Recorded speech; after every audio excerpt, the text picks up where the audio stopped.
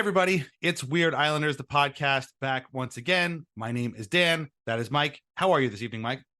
I'm really good. This is a player that pretty excited to talk about. I'm always excited to talk about these players, whether it's Cliff Ronning or Chris Simon or whoever we're doing on the show. But this guy has a unique career path for the Islanders. In a weird way, he was both a draft bust but a beloved Islander at the same time, and he ends up being a one jersey guy, which Right. well, at least so far, which we Right. always appreciate. Gives him an extra kind of couple points in the Weird Islanders power rankings. So Mhm. yeah, and we got a fun guest lined up to talk about him, someone who knows him personally, which is always adds some fun color to these shores. So yeah, let's get this one started. Yeah, definitely a one NHL jersey guy for now, but as we'll see, he's been wearing jerseys the entire time. And you're right, we do have a great guest, and as a guy we haven't had on our podcast in far too long a time. This man is an Islanders legend in his own right, and he's got a new job, but he is always out there in the Islanders world because we can never fully escape. He is the one and only Brian Compton. B-Comp, what's going on tonight? Same old, gentlemen. How are you? It's great to talk to you. It's been way too long. Hope everything's well. Oh, great to hear it. Great to talk to you again. It has been far too long. But you are an editor now. You're not a writer. You're not covering the Islanders day to day. What's that transition been like? We were talking before. You're not at the rink as much anymore, which kind of has its good points and bad points. But you've said, I mean, you've had this gig for a while now, so I assume you've settled in. But I am guessing it's different from covering the team. It is, yeah, for sure. I mean, I certainly miss being at the rink. I haven't covered a game in a year and a half. I think it's been, and I haven't been in a locker room in 3.5 years when you throw COVID into the mix. So yeah, so I miss seeing the guys every day and talking about fantasy football with Matt Martin and things like that. But the job is fun. The one perk is that I don't have to work until 2:30 in the morning and then be up at 9:30 to go to the rink for morning skates, so I can sleep in and walk downstairs and see the list of chores my wife has for me to do that day. But the job's fun. I get to do those corny headlines that you guys see on the homepage every day. And managing 6 people is a completely different experience than what I've been used to in the past, but I'm getting used to it, and it's fun. Cool. Yeah. I know. Tell me about it. As a manager myself, it's never easy. I don't like it myself, but we do it, right? And we do miss your stories. Thanks, man. About the Islanders on the beat. They're always fun to read, but as long as you're still out there tweeting about how the Mets are ruining your life, we get some of the B-Comp experience still. So that's my way of letting everybody know that I'm okay. Yeah. That's true. Yeah. If I stop tweeting about the Islanders, it would be bad. People are gonna send out the FBI. We need you, buddy. Yeah, I know. Don't worry, I'm not going anywhere. But we're here to talk about a specific Islander, a man who you were saying you knew very well in your years covering the beat. To say that this man's path to the Islanders was unique is an understatement, and we're going to cover all of it. His junior years, his kind of finding his footing with the NHL, and then finding his niche, and his current playing time too, which is fascinating as well. So, Brian Compton, will you please reveal the subject of tonight's episode of Weird Islanders, the podcast? Number 28 in your programs, number 1 in your heart, Michael Dal Colle. The one and only Michael Dal Colle. Man, we get a lot of requests for, believe it or not. Before we dive into Michael Dal Colle's story, reminder that we are on Patreon at patreon.com/IslandersAnxiety. Plans start as low as $2 a month, and you get ad-free episodes of this show, plus bonus podcasts, written posts, and a whole lot more. So sign up today, patreon.com/IslandersAnxiety. Okay, so we showed you the list, and this was the name that jumped out. So what was it about Michael Dal Colle that really spoke to you in that enormous list, from that enormous list of Islanders that we showed you? Yeah, that was an impressive list, Dan, for sure. I guess just getting to know Michael a little bit over the what was it, 5 years, whatever it was that he was around the team. I know that it should have gone better given where he went in the draft. I get it. But he really, really worked hard just to get to the NHL level for that. You want to call it a cup of coffee or whatever. I know his skating wasn't the greatest, but if Garth Snow got anything right over that extended tenure as general manager of the Islanders, he brought in one quality human being after another. And Michael certainly falls under that category. Just a terrific person given. We'll talk about it for sure, but just given everything that he endured as a kid between, his brother and, the illness that his mother endured. So just a really, really good person. Yeah, we'll definitely talk about his family history as well. But you mentioned the draft, and this is kind of where the whole Michael Dal Colle story starts. And the drafting of him is a central part of this because he was drafted 5th overall, which brings a lot of pressure, a lot of expectations. And as we're going to talk, he didn't really meet them, but it then again found his niche in the NHL. But like, this is a huge deal when you're drafted 5th overall. And what's funny to me, has always been funny to me about Michael Dal Colle is like, as it took him a long time to find his footing in the NHL, this narrative started to form that like, oh, the Islanders shouldn't have taken him there. They that was a reach, that was a mistake. I mean, William Nylander went after him, Nick Ehlers, I think, too. So like all these guys, oh, they should have taken all these other guys. But if you go back and look at all those draft lists, Michael Dal Colle is basically 5th on all of them, except for like there's one where he's 8, one where he's like 7. But it's like, really, he was pretty much pegged exactly where the Islanders took him. And that again, that's a huge point of like, you know, where this story begins is like this drafting. And it was pretty wild, but he had a fantastic junior career, which is why he was that high. And it's, you know, again, really central to the whole thing. So what do you remember about his drafting, going 5th overall, and that whole, you know, him coming to the Islanders at that point in the draft? Yeah, just piggybacking what you were just talking about, Dan, like he went exactly where he was supposed to go. Like this was not one of those Kirill Kabanov reaches. You know what I mean? Like he was supposed to go 5, 6, 7 in the 2014 draft. So, and I remember talking to my colleague, Mike Morial, who knows everything about the drafts and covers, you know, the combines and all that stuff. And after they took him, like, what can you tell me? He goes, this is the Islanders got an A. That's my grade. Like this is a slam dunk. And given everything he accomplished in the OHL, it sure looked like it. But you know, it's a skating league, and Michael wasn't at the level that other guys are as far as the skating was concerned. And as hard as he worked at it, you know, credit to him. He did make it to the NHL for a little bit over 100 games, but he just wasn't the player that he was supposed to be, being the number 5 pick in the draft. Yeah, I remember exactly where I was. I was bartending this night at for the NHL draft, watching on NHL Network, and the bar I worked at was like a gambling haunt, so nobody really was like too upset but I had the draft on a small TV right behind the bar, and I told them that when the Islanders came on, the volume goes on, to whatever the Mets and Yankees would be muted, and you know, I don't think anyone cared. There's probably like a poker game going on or something, but and I when the first 4 went off the board, it went, you know, according to plan, with Ekblad going first, Sam Reinhart going second, Draisaitl third, and then Sam Bennett fourth to Calgary. The discussion, I think, for the Islanders was there were two guys who had similar profiles at 5 and 6 that they would probably consider. 2 guys with really good shots and offensive instincts in junior, which was Dal Colle and Jake Virtanen, I believe his name was. And I remember it being like, go with Dal Colle, go Dal Colle. Like this guy, like it felt like as Brian's colleague said, it felt like a slam dunk pick. Like just this is a very projectable player, like a guy that, you know, he's got the toolkit. He's just going. It might take a couple years, but he'll get there. So when they end up getting Dal Colle, I don't remember any Islander fans being like, I wish, at the time, like Brian said, like people end up, you know, going nuts over every little thing that the team does, you know, no matter what it is. Nobody was sitting there saying like, oh, they should have gotten Kevin Fiala, some, you know, this like hot shot Swiss player from in the Swedish like junior league. Like nobody was saying that. Everyone was like, yeah, no, that's exactly what it went. And the crazy thing about this draft ended up being really good, like just really, really, really good. And it was a huge success for the Islanders. A huge success. Like even though Dal Colle was not a good pick at 5 overall, like this draft ended up, the Islanders might have come out of here with maybe like the 4th or 5th best picks, because they took Sorokin, Devon Taves in this draft.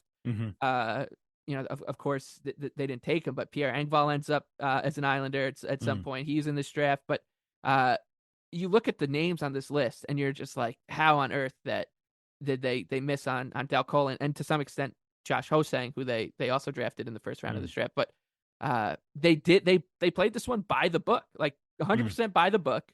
They ended up hitting some lottery tickets further down, but there was nobody who could have left this draft thinking it would have went like this, barring injuries or whatever. It just didn't work out. It just didn't work out for him. I love that Mike knows exactly where he was when Michael Dal Colle was drafted. like where were you when Kennedy got assassinated? Yeah, it's pretty unbelievable.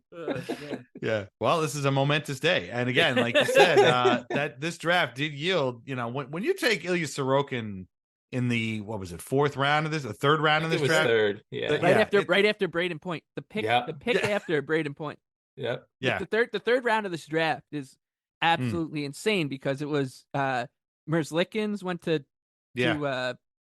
Columbus, and then a pick, and then and then Columbus picked again. Then it was Sorokin to the Islanders. Then it was Point to the Lightning. Like this pick, this was nuts. And we have another a podcast where we talked about the how Peter Regan ended up.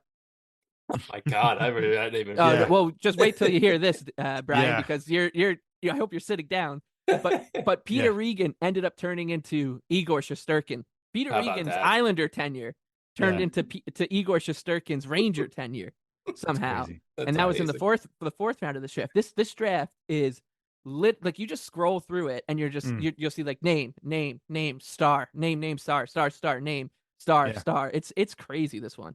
Yeah. Yes. Yeah, it is. William Lagesson went with the first pick in the fourth round, and Elliot Friedman has spent the last month trying to convince the world that he's a good player. So he must be mean. So that's a name right there. But yeah. So I mean, Dal Colle looked like a guy who, like you said, was a solid pick. He didn't have maybe like a super high upside of like a Nylander or an Ehlers, but he looked like he went right where he was supposed to go. I remember, like you mentioned Bob McKenzie before, he was kind of high on him, and he just seemed like a pretty solid dude. He had great junior numbers in his first 2 years, but then his third year in junior was really where he took off. Won a Memorial Cup.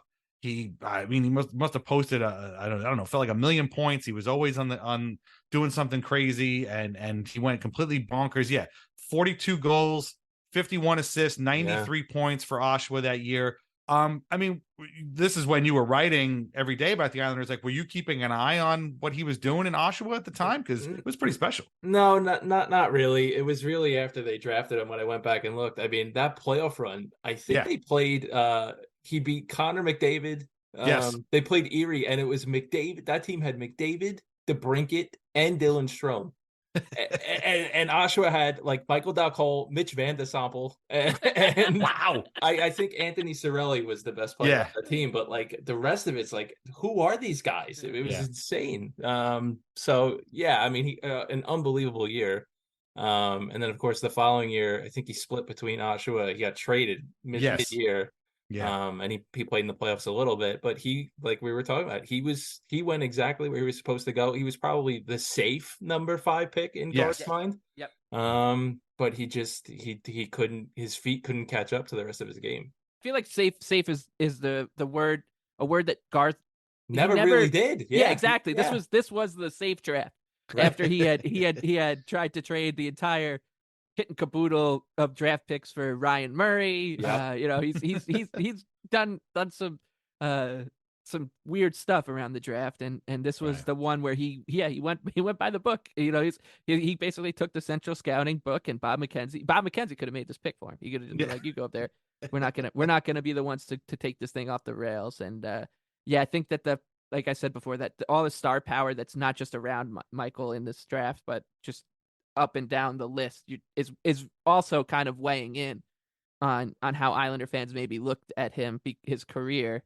Because let's be honest, like first rounds are littered with players. Like there's usually 8 to 12 players in every first round that just don't ever play more than 10 NHL games if they get in. Sissons. Right. Like this one had one player in the 2014 first round didn't play in an NHL game. One.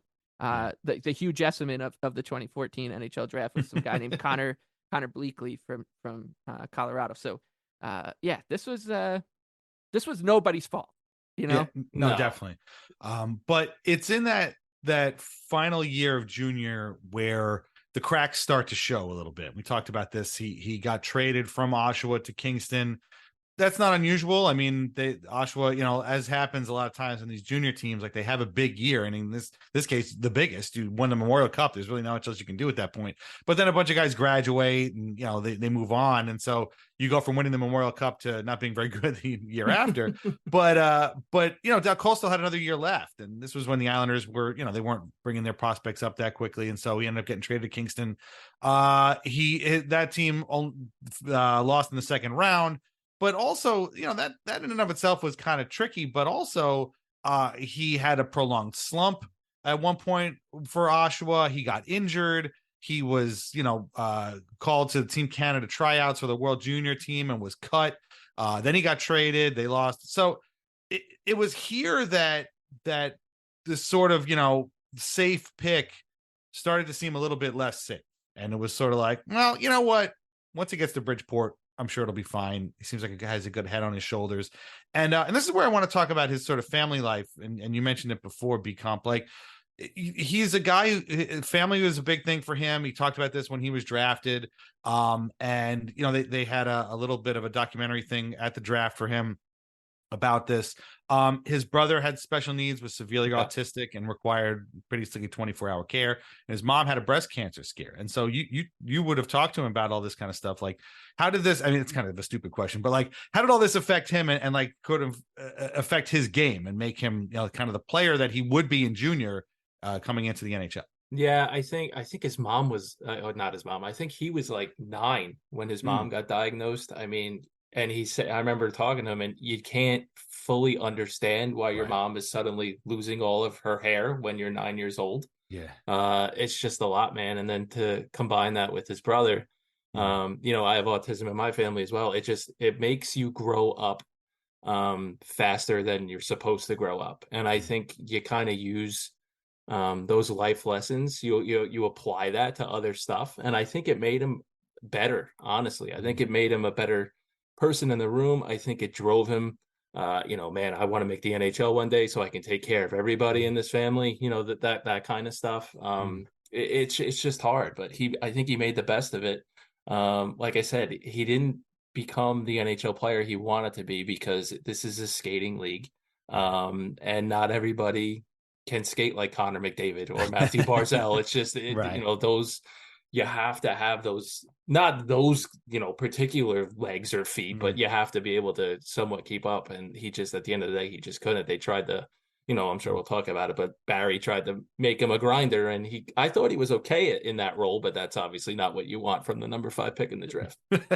No. Yeah. No, it's true. And I remember when he had those kind of setbacks in junior, it became it kind of crept into the mainstream of the team, like the Islanders as a whole. And I feel like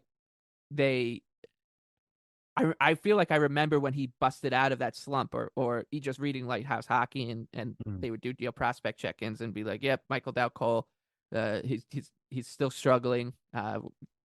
We're hoping that he does have this like a bounce back year." And when he eventually kind of pops up with not, kind of on and around the Islander fringes, I feel like things started to look once again kind of like projectable. Not 5th overall pick projectable, but okay, we've got this guy, he's got this certain skill set that is going to be useful in the NHL. Maybe not, he's not going to be a 25 goal scorer, but he's going to give you a bunch of hard minutes. And I think that when you look at his Bridgeport numbers, they don't pop, let's say. And it was almost like they were that kind of ethos was instilled to him as soon as he got to Bridgeport. They're like, look, you're not going to be the 5th overall pick of an NHL draft, but you can make a really nice career for yourself. Which, I mean, when you think about 112 games in the NHL is still a pretty nice career. I feel like he kind of started to settle into that role that Brian alluded to. And to me too, I thought like he was good at playing that checking line winger role. Yeah, It, it, I didn't mind him in that role, yeah, and I I think thought he was really good at it. you know, to credit a couple of other guys that maybe Isles Twitter won't appreciate, but like playing with Uncle Leo and playing with a guy like Filppula, I think that made Michael better in his own end of the ice. I think he learned a lot from those guys. And to your point too, Mike, about, you know, his AHL numbers, I mean, it's so hard to translate, you know. I mean, I don't think anybody had been watching Bridgeport the last year and a half and saying, wow, Simon Holmstrom's going to lead the NHL in shorthanded goals one day. You know, you never know. Yeah. And I think too, I think they were trying to keep him down there for an extended period of time because they botched Nino so badly. That's true. Yeah. You know this what I is mean? all in the shadow of Nino. Yeah, I mean, they had Nino play 55 games with Jay Pandolfo and Marty Riesener, and he had 1 point. So I think they were just trying to, you know, not ruin Michael or botch him too much, or, you know, put added pressure on him and have him up in the NHL too early. Yeah, I mean, he played 211 games for Bridgeport, which I did not realize. Like, that's a lot. It and is. I mean, and for a goal scorer, it's probably too much. Like for a defenseman, that's perfect. Like you want a defenseman to play 200 games in the NHL before they make the jump. But but I think a lot of it was, you know, trying to get Michael to work on other aspects of his game, and again, trying not to bring him up to the NHL before he wasn't ready. Right. And his numbers weren't that bad. I mean, no, they 49 goals, 121 points, in his best season, 16-17, 75 games, 15 goals, 26 assists, 41 points. Like, that's pretty good. But, you know, we have, you know, talk about being, you know, people being scared with Nino. This is also a time, again, Mike mentioned it before, Josh Ho-Sang taken in the same round of the same draft. So these guys were kind of like linked together. Oh yeah, Ho-Sang's episode is coming. I promise you. Don't worry. He's going to get his Weird Islanders episode too. But like, you know, he came up a little bit earlier, if I'm not mistaken, and kind of had like flashes and, you know, kind of drew a lot more of the eyes and the attention. Meanwhile, again, Dal Colle, we were just sort of like waiting for him to kind of break out. And that was the thing. It was almost like he was too good in junior. And maybe us naively, we were expecting a huge breakout, and it just never happened. Maybe you could throw Kiefer Bellows in that same bucket too. Like, we were all kind of waiting, and then he did. He had that one hot streak, Bellows did, and then he came up, and well, that was the end of that. You're probably right. There was a lot. 211 games played is a lot in the A, but I think ultimately it did work out for the best, because once he did come to the Islanders, which would have been the 2017-18 season, for 4 games. Well, we could throw that out. That's his cup of coffee. But after that, 18-19 obviously was a huge transition year for the Islanders. This is the first Barry Trotz year. Yeah. And he ends up playing 28 games. So, you know, about a third of the season, 3 goals, 4 assists, 7 points. But he was a +3 for a kid who's 22. And like, again, he fit right into that team. Komarovs, the Filppulas, like, they wanted grinders, and it worked out. And there he was, like, you're like, wow, this guy's pretty. And like, there were games, I think the best Michael Dal Colle games were the ones where you almost didn't even notice. Well, that's the thing. I think Barry's MO is, where can I put this kid where no one's going to know he's even on the ice? Because and that's, you know, that's a compliment to anybody, really. If nobody notices you, and you're not scoring goals, you know what I mean? Like, that's a good thing. When you're turning the puck over like crazy, and you're making one mistake after another, that's when you're in the doghouse. Barry liked Michael a lot. He really did. And Michael was a student of the game. Like, he wanted to learn. He wanted to do whatever Barry needed him to do to make him a full-time NHL player. And he was, for the most part, the following year. But I thought he was a pretty good fit in a bottom 6 role. But again, I think at the end of the day, the skating it didn't equate to the NHL full time. And that 2018-19 season, everybody on that team, like from Luca Spiza to Matt Barzal, right? Like everybody's so that's such an endearing team because of what they accomplished. Oh yeah. In the face of some really long odds, and I've never seen a team. I think maybe, you know, I was 11 and into 12 when the Peter Laviolette's first season. So I would say that this team, at least to my knowledge, had the most palpable, tangible buy-in of any Islander team I've ever seen. Absolutely. And that was probably the tightest room I've ever been in ever. I mean, I like, they really, really loved each other, even though every time I would walk in the room, it would be like Leo saying, F you, Leonard, F you, Leo, like, but like jokingly, you know what I mean? It was just such a fun room. And, you know, chemistry, you know, people think it's a cliche, but it really, really went a long way for that team.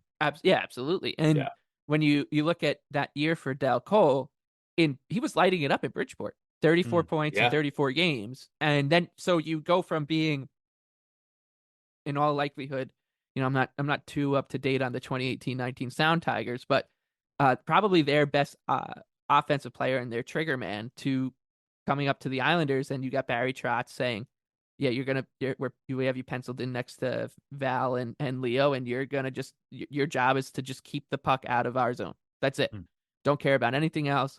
And it started this season. It started to kind of show that Dal Colle also, because I think the skating is the real culprit here, that he couldn't finish. And I think it was a lot of was because he was a split second behind. He was just a split second behind a loose puck in front of an open net, or a pass from Filppula, or whatever it was. And that started to like just follow, that followed him. When I think of Dal Colle as an Islander now, it's a guy who worked his tail off, never really seemed to sulk about his role, Never. which is Not another once. thing too. Never. Like you think about some of these first round picks that kind of bounce around team to team. You know, they go mid first round, then it doesn't work out the first place and the next place, and everyone says the same thing. Like, well, you know, he's not getting power play time because he's blocked. This never came up with him, like, ever. Yeah. It was just like he was a third line checking winger. Never heard a peep about it. And I bring this conversation up every now and then on the show, that I had a conversation with Steve Alakette in between the shortened season and then the first season at UBS, and he said that the most underrated thing about Lamoriello as a general manager is he is 1,000% loyal to you, the player, if you want to stay in the organization. Like if he's like, the reason Michael Dal Colle, like, they won't cut bait is because Lou and him are probably having a conversation every summer. Yep. And they're saying, you know, do you want to change the scenery? And Dal Colle probably says, you know, no, I kind of feel comfortable here. And Lamoriello is probably very honest about what his role will be, and he's fine with that because he trusts Lou. And then I remember at the end of 21-22, when they did part ways, like, Lamoriello was like, yeah, like, we're not bringing him back. Like, this is a mutual decision that, like, a change of scenery is needed. But while he was actually an Islander and like a role player on the Islanders, never did it come up like, you know, it would be best for the Islanders to plug him in and see what they got, you know, next to Barzell, or next to Nelson or something. It was not a peep. Like, this guy was totally committed to the team. Never. Well, that's why they had the year that they did, because there were 20 guys like that. You know what I mean? That like, whatever the role, what do you need me to do? And then, you know, in goal they had Robin, who was just trying to stay in the league, and he was phenomenal, obviously. So, really, really fun team to cover. And you know, Michael was just, just going back to when they took him, like, that the hope was that he would be playing on Johnny's left wing for 15 years. Right. Yeah. You know what I mean? Because, I mean, when Johnny first cracked into the league, I think, who's it? Andy Hilbert or John Sim was on JT's left. So it didn't work out. But yeah, Michael was a great kid. And you're right about Lou. I mean, if you want to stay, he'll find a spot for you, because that's just the kind of guy that Lou is. I know that bothers some people to a certain extent, but and he does tend to go overboard with some people. But it's just when you're trying to build a culture, which the Islanders really didn't have until Lou got there. Let's be honest. Yep. You know, it went a long way in how everything turned around. Yeah. What was the vibe like with, like, in regards to Dal Colle in that locker room? Do you remember, like, was he sort of like a little brother type? I mean, we know about Leonard and Komarov always kind of going at each other, you know, the constants, like the bickering, but there was also like friendly bickering, you know. Basically, we know that Cal Clutterbuck loves to knock Matt Barzell down a peg or two. We know that, you know, Martin and Cizikas and Clutterbuck are like the uncles, as we call them. They're best buds. But, like, was Dal Colle sort of like the little brother of the group, or did he have another niche inside that locker room? He was very, very quiet. He really quiet. I mean, you know, it's funny you bring up Barzy. I remember asking Barzy one time, you know, if you weren't playing in the NHL, what would you be doing? He'd go, "Oh, I'd be in the NBA." And I'm like, what? And Thomas Hickey is right there. He's like, Jesus Christ, Barton, like, stop. Yeah. So Michael did not have that same personality. He was very, very quiet, very courteous with his time. When I did have the opportunities to talk to him. Yeah, he was just, what do you need me to do? It wasn't like when Ricky DiPietro used to walk into the room. I can say that. That's for sure. I can imagine. But it's also funny too, because like, you know, Mike, you mentioned before that he was sort of the trigger man. Dal Colle was for Bridgeport at that point. We have established very clearly that he was a trigger man for his junior teams as well. But when I looked at his first NHL goal, which came in January of 2019, this was a classic tip. Sent in, and it's Blackwood out to stop it. 22-year-old from Thunder Bay, Ontario, Mackenzie Blackwood, playing in his 11th NHL game. Mayfield shot. They score! Michael Dal Colle, his first in the National Hockey League. And that was a great play by Scott Mayfield as he looked for someone to give it to. Talked about Scotty Mayfield, how he gets the puck towards the net, doesn't get it blocked all that often. And Dal Colle makes a heck of a play. Scott is back to the play as that puck's approaching him, and he just turns and looks over his left shoulder. Good work along the boards. Komarov's going to get it back to Mayfield. But watch Dal Colle as he goes. He blocks out, and then he just collects it back in. He knows where the net is, doesn't even turn, just angles his stick. Just a great job as he's in front of the net. Turn that stick in just a little bit inside. It gets outside. And he does a tremendous job, really, on the Jersey defenseman. You know, almost like an Anders Lee type goal. He's cruising in front of the net. Terrific play by Mayfield too, right? Yeah, absolutely. Yeah, great shot, puts it right on his stick, and Cole he really more just angles the stick than anything else. Yeah, and it just goes in against Mackenzie Blackwood and the Devils. So it's like, I remember at the time thinking like, okay, look, sometimes these guys, they you know, junior goalies are not all going to be superstars, you know, they're not all going to be whatever, you know, Ken Dryden's or whatever. So maybe it's a little easier to score there. But if this guy can become another net front guy in the mold of like an Anders Lee a little bit, that would be great. It didn't work out that way either. But like I thought that would be pretty cool. And he had a couple of other goals that were like that too, where he's just kind of cruising in front of the net, and it became his thing. I mean, was he working on that with Trotz, do we think? Was that part of it? Or was it, every day. Yeah. But, you know, I remember his first goal. It was a really cool moment. And then talking to him afterwards, you know, obviously it's one of the few times where there's a scrum of reporters waiting to talk to Michael Dal Colle, no disrespect. But, and I remember asking him, I had to be that guy. I'm like, you know, everything that you've been through, you know, with your family and everything else, what does this mean? And of course, he basically started to well up in tears. So I'm like, oh, shit, I can't believe I just did this. I have to ask, right? I mean, it's part of my job. Well, I can imagine that his entire life is now flashed before his eyes. Yeah, like he's in the NHL, he's scoring a goal at Nassau Coliseum against the New Jersey Devils. Yeah, and everything kind of came up. So whether you asked him that question or not, I'm sure he probably would have burst into tears that night. So if I didn't ask, somebody else would have. Sure, exactly. I happened to be the guy, but it was just and you know, after the scrum broke up, I went back and like, hey man, congratulations, that's really, really great. And, you know, he appreciated it. So that's cool. I wish there were a lot more moments for Michael like that, but to get that first one was really, really special for him. Yeah, imagine. And it was funny. Like I feel like at this kind of time, so we're in that first Trotz year, and it's clear like he's like Dal Colle's not. We've already established not going to play like a number 5 overall pick. I'm sure that if you go back and listen to the Islanders anxiety episodes from this time, we probably say that once an episode. And but I think then we start talking like, you know who this guy could be? He feels like almost an heir apparent to Matt Martin or Cal Clutterbuck on the fourth line. Like this could be the guy who comes in and just plays that role, because he was very good at going into corners and getting pucks out. He wasn't you know, a crazy physical player, but he would lay the body. He was smart with like how to separate guys from pucks, and you start to think, okay, we've lowered expectations to this level now. Like, can he get to that? And I'm actually kind of surprised he didn't. Like I am. I would say like if there, I really appreciate Michael Dal Colle, the Islander, and I hold him in really high regard. Like for a player who was a complete swing and a miss, a bust. You know, if we're being honest and frank here, which we should be. Like he was a bust, and still someone who I find quite endearing as a player, and someone who I really liked watching. The one thing that I guess I am disappointed is that he couldn't hit that note, right? Like that he couldn't be even at the level where, he does just kind of slot in as the 13th forward. And I know that by the time he left was also the end of the Trotz era.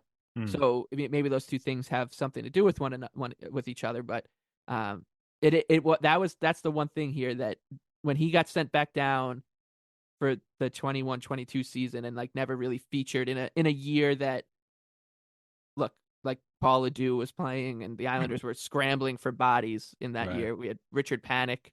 There was definitely opportunity. That's when I was like, man, he couldn't find it.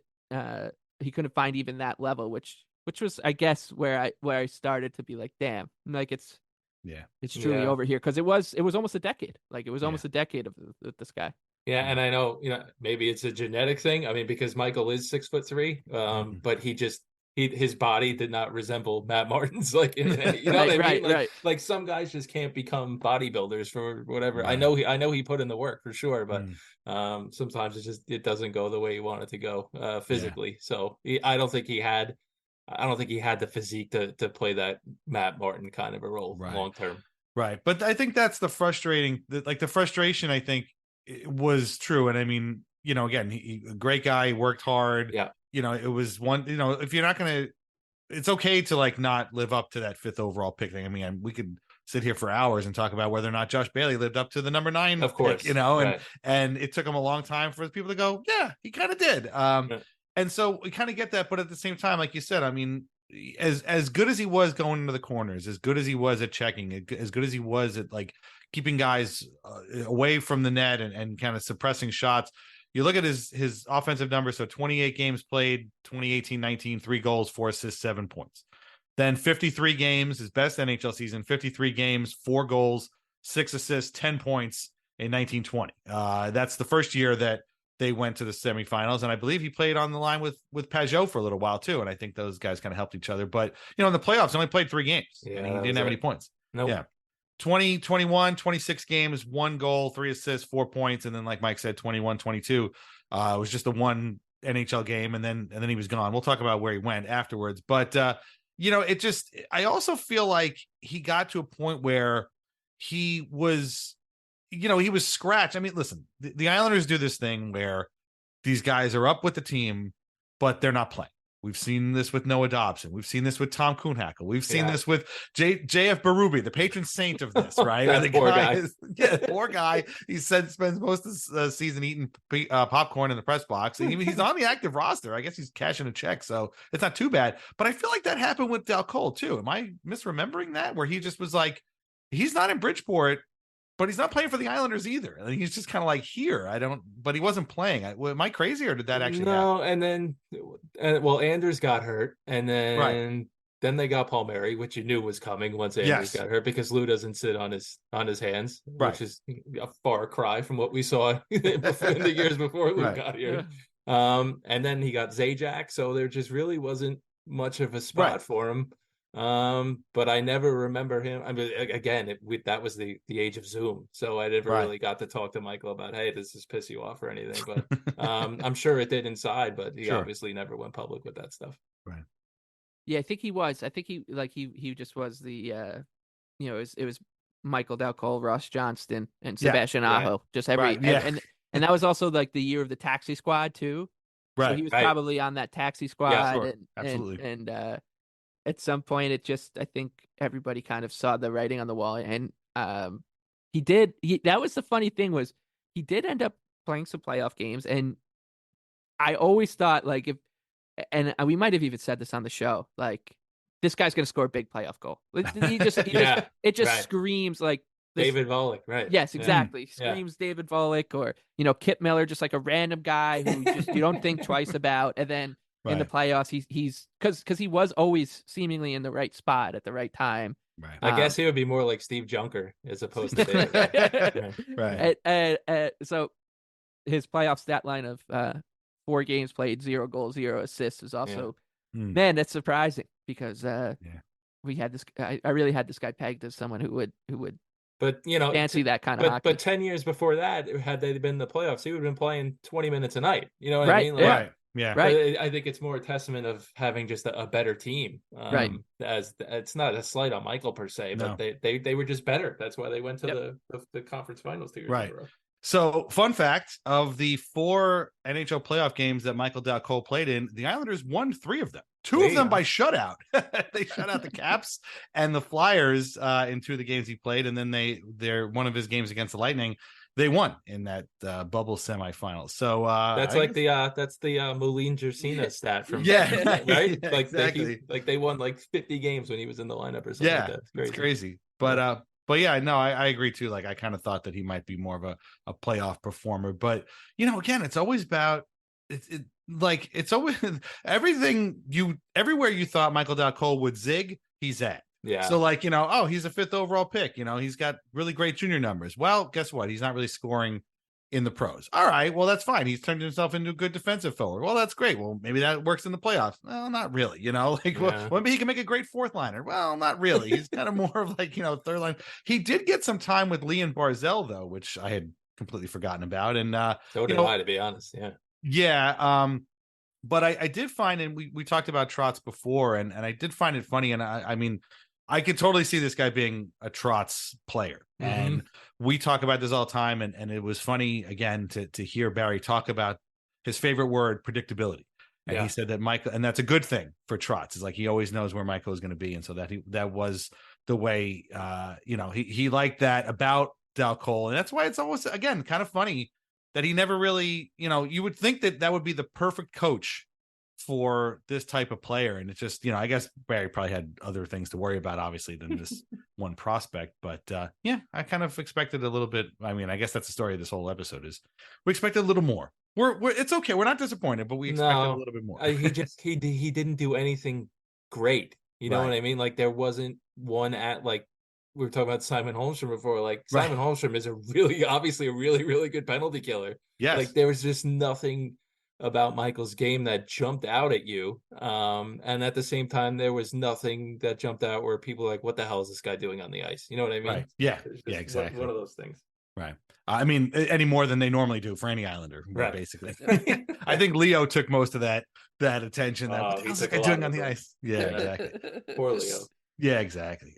So it came to an end in 2022. And the final numbers for Michael Dal Colle with the Islanders, again, as Mike said off the top, a 1 jersey player, 2 numbers, 71 and 28, but with pre-Lou and post-Lou, 71 and 28, but 112 games played, 8 goals, 13 assists, 21 points.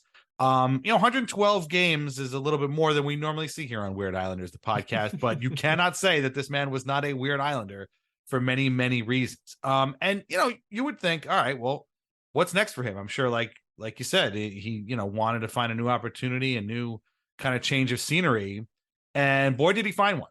And that would have been in Europe.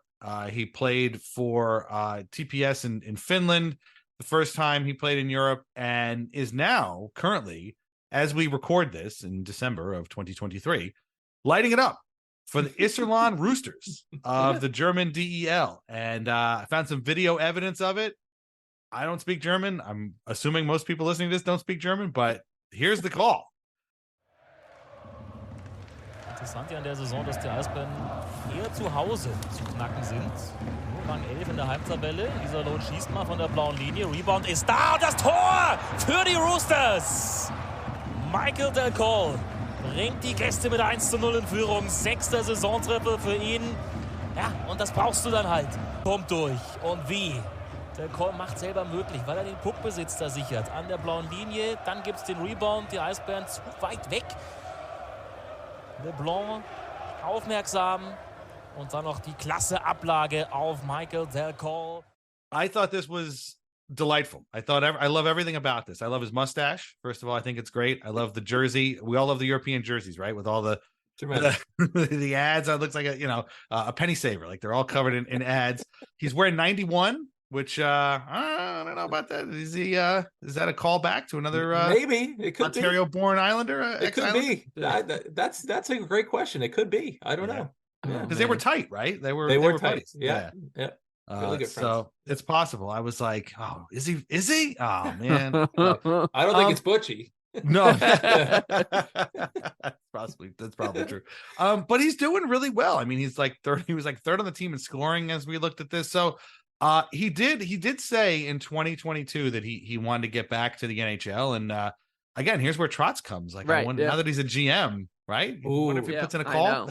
Maybe he did have a PTO with Ottawa. Was that 22? Right. Yeah, you're right. Yes. Yeah. Yeah, it seems like the Senators love to PTO the guys. Yeah, for real. Yeah. Who's next? Right? Yeah. But Dan, it's funny you said that, because as we were getting this show started, that was one thought that I wanted to throw out there was, and Matt Donovan had this kind of happen to him, right? Man, remember? you guys are throwing me some names. I haven't heard forever. That's this whole show. That's the ethos of the show. It's just name guys, and but he went to I think he went to Europe and then into the minors, and then got picked back up by the Predators, obviously before Trotz. But yeah, it feels like if Michael Dal Colle goes out over and continues to just be decent in the DEL, and maybe Barry gives him a call. It's no disrespect to Michael. I think if he does get another chance, I think that's the team that gives him one. I just don't know if anybody else is going to take a flyer on him. But that would be interesting to see if Barry gives him a chance. We'll see. I mean, we also said that about Josh Bailey. Right. Honestly, like, I know fans are going to disagree with me. I can't believe he's not in the league. I really can't. But poor Josh. He did have he had a good camp with Ottawa. He did. I guess it was a numbers thing more than anything else. And we are recording this on the day that the Senators fired DJ Smith and brought back Jacques Martin. So maybe Jacques. I believe DJ Smith was Michael's coach in Oshawa. Oh, wow. Yeah. Well, there you go. So, maybe Jacques Martin's like, that guy who was in on the PTO, bring him back.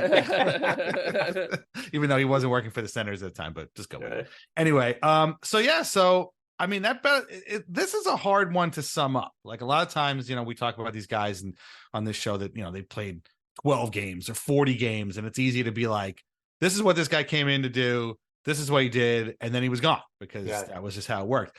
The Michael Dal Colle experience is a very, very difficult one to sum up because there's a lot of sort of backstory and then a whole lot of just empty space, which, would be punctuated by a goal here or some games there, and a real, I think Mike's right. Like, he was a kind of I don't know if beloved is too strong a word, but a guy who really worked his way into the hearts of Islanders fans, and people really liked having him around. I think we just wanted just a little bit extra, a little bit more from him. But this is a very hard guy to kind of summarize. I mean, B-Comp, could you summarize Michael Dal Colle's Islanders career in I don't know, 50 words or less? I don't know if it'll be 50. Here you go. You never know what you're getting in the draft.